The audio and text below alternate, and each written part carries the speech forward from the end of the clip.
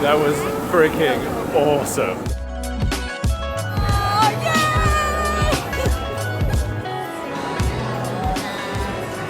Stacey. There's the guy that was singing all night long. We listened to somewhere in here, there's a speaker, and these minions, or this minion, was just talking to us because we were literally sleeping up there. Okay, well, welcome to, I suppose, the village on the outside? Universal City, I think they call it. Universal City, that makes sense. So, come and spend the day with us today inside Universal Studios, Japan. We're so excited to be here. Honestly, we don't know really what to expect from this. Nah. Everyone around us seems super, super happy.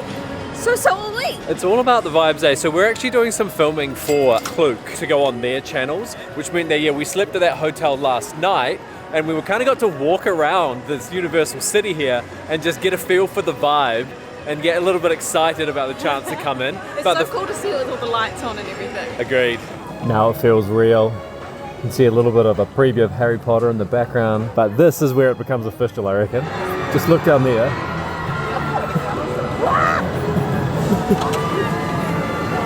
Not that one. Not that one. That's for you. Yeah, I'm nervous of roller coasters, but love movies, love like the 4D, like augmented reality kind of ones. This is so big. I think there's something for everyone here. Yeah, 100%. All right, so we're about to head into the action, and as you can see, there are quite a few people around, and that means lots of lines later on. But we do have a little sneaky cheeky way that you can avoid all of that, and we'll share more soon. We got through the entrance gates here extremely fast as well. Scan the QR code, and booyah, we are in here.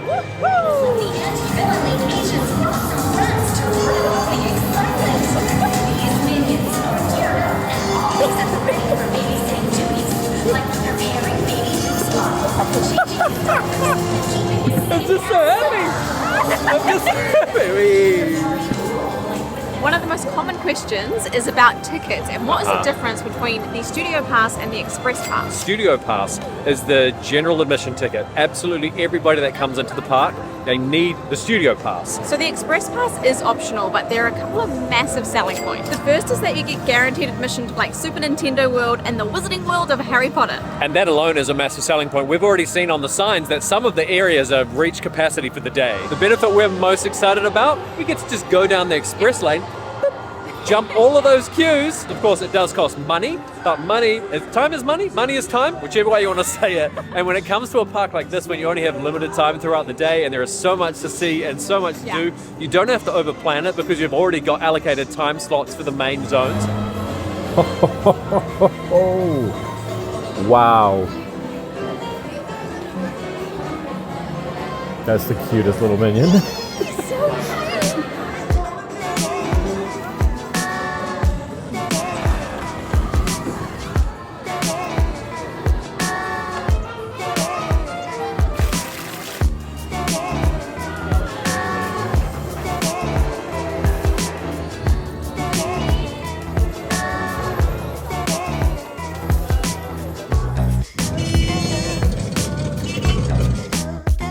So we're now in the Wizarding World of Harry Potter. We're just waiting around. We've got a little bit of time to kill before we can use our express passes and get into the two different rides that are in here. But the amazing thing is that it's not like you just come in and there's two rides. But there's stuff like everywhere. Shops, there's food, there's themed drinks, there's all sorts of stuff, and just, I don't know. And shows. They were doing And the show. shows. Themed drinks though. See how I threw that in? Yeah, I know, I noticed. We get some butterbeer. You sure you want that in your stomach before you go on a roller coaster? Yep, definitely. And in the middle of this, there's like a whole ballet show going on behind you. Okay.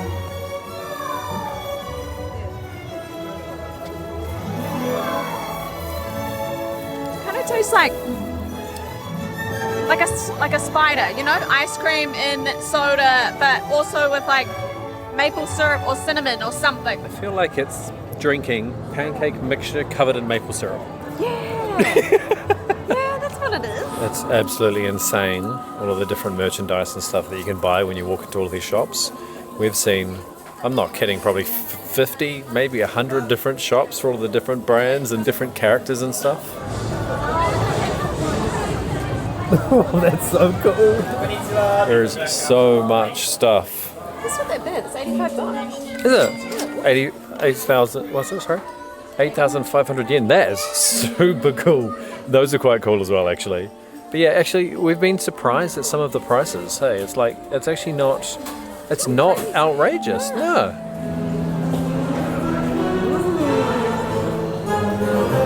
Ooh, we're in the castle.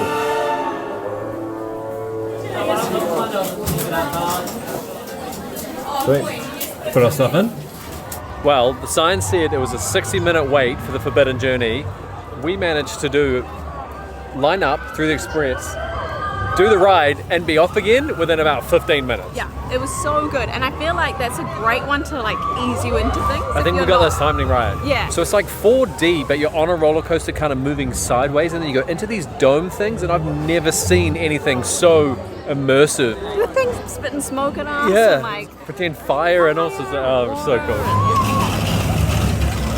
next up we're doing Flight of the Hippogriff. And you know how I said that the last one was a good amount of intensity? I can hear the screaming of this one. And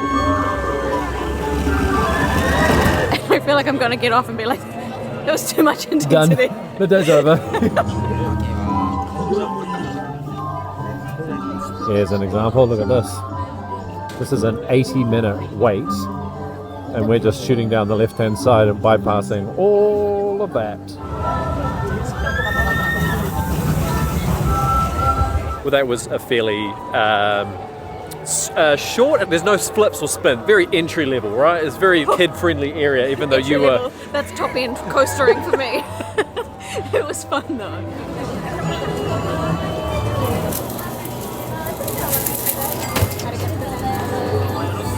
Looks like the bougiest churro I've ever seen. I don't know what their flavour is. Oh my god, even your lips and your tongue have changed colour. Have they? It's like crunchy, chewy, blueberry, goodness.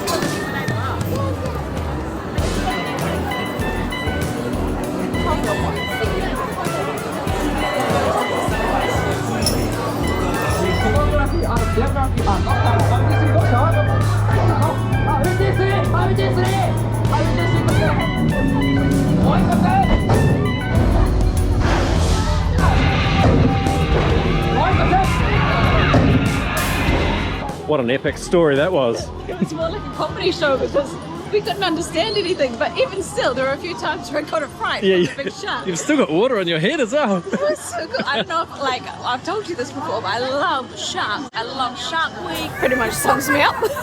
But no.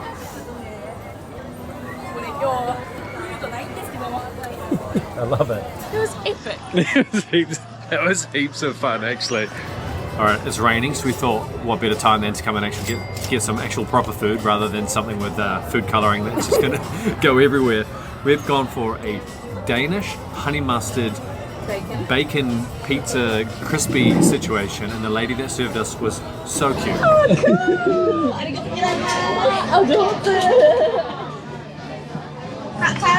A sweet little first visit pass, eh? Hey, look at this. So cute. It's actually really good. Is it? Super crisp on the bottom, not pizza-like. And then that honey mustard is the sweetness to it.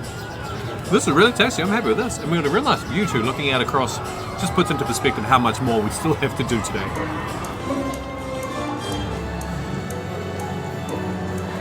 Alright, Stacey's put in a request. The first request is for caramel popcorn, which is so delicious. She said, I want you to win me a shark. It's not the most skilled game. I would have rather throw the balls and like knock something. This just feels like it's a bit more luck, but this is where the sharks be. This is where I've got to be to win. Lots of blue in this area. First one bounced out. Oh, that was close. Yes! Big that one! Little baby! Hey, congratulations! I'm gonna get this home. I can't wait to see what Nalu does when he attacks this. Oh, yay! Come and meet Ren. What's that, bud? What do you reckon? I say shuck.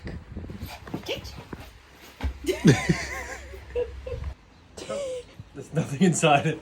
There's nothing in there, pal.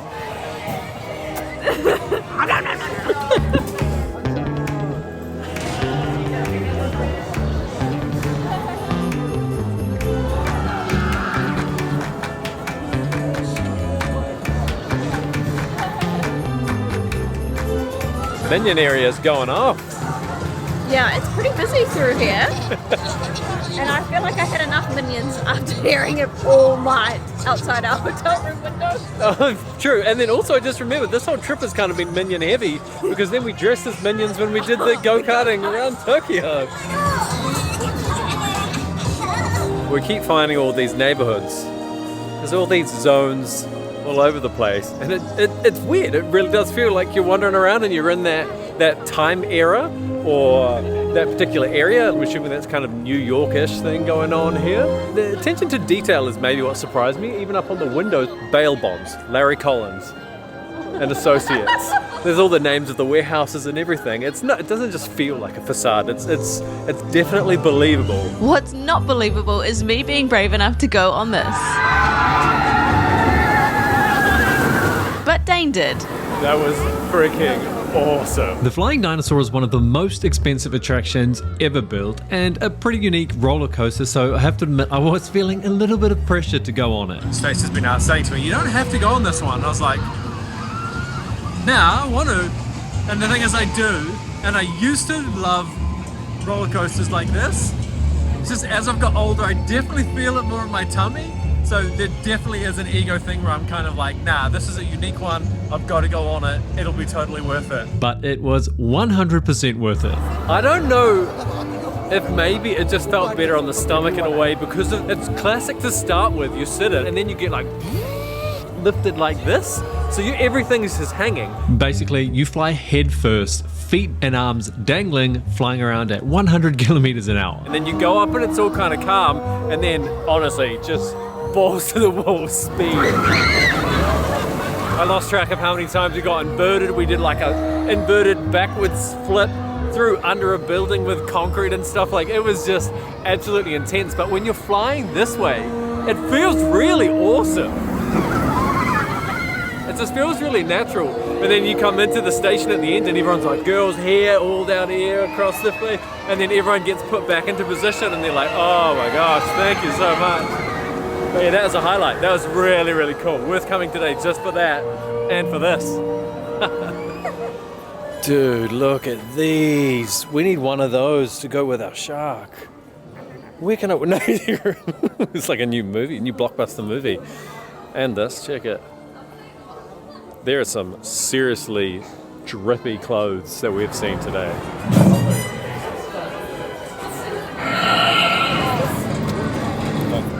Hello.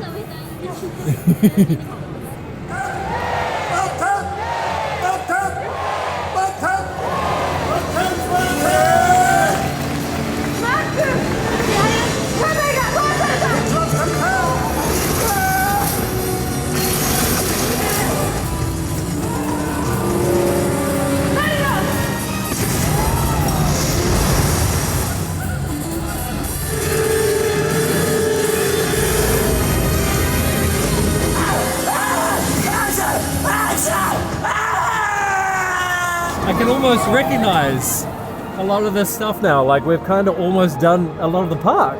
There's one spot we still need to go to, and that is Super Nintendo World. We gotta go see Luigi and Mario.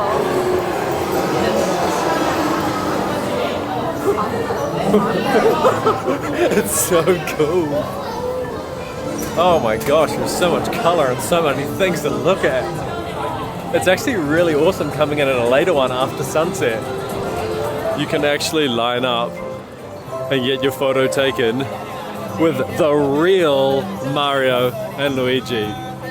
This whole area is probably the heaviest place we've been all day. I legitimately feel like we have just stepped inside a video game. Oh, what? supposed to be happening? I'm not getting any good noises.